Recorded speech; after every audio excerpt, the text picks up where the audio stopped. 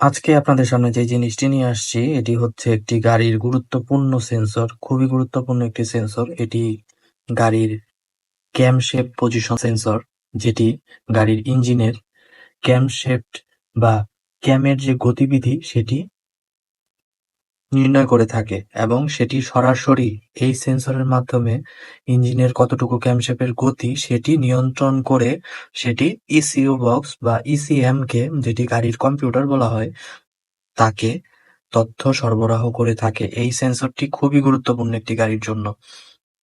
দেখেন এটার বিভিন্ন অংশ আছে। এর সামনেটা কিরকম, আর এটা যখন লাগানো থাকে এটার একটা সিল থাকে।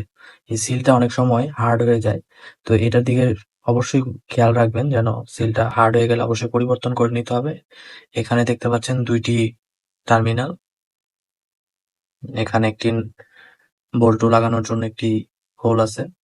তো এটার সবচেয়ে বড় বিশেষত্ব হচ্ছে এটার, দেখেন একটা জিনিস আমি দেখাই। এটার সামনে একটা ম্যাগনেটিক ফিল্ডের মতো কাজ করে। এটা কিন্তু জাস্ট সামনেটা একটা চুম্বকের মতো।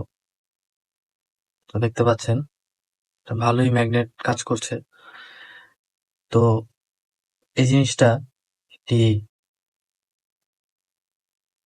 সেন্সর।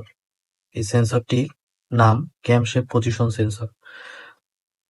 ধন্যবাদ সবাইকে ভিডিওটি দেখার জন্য। এমন নিত্য নতুন অজানা কিছু জানার জন্য আপনি চাইলে আমার চ্যানেলটি সাবস্ক্রাইব করে বেল আইকনটি প্রেস করে পাশে থাকতে পারেন।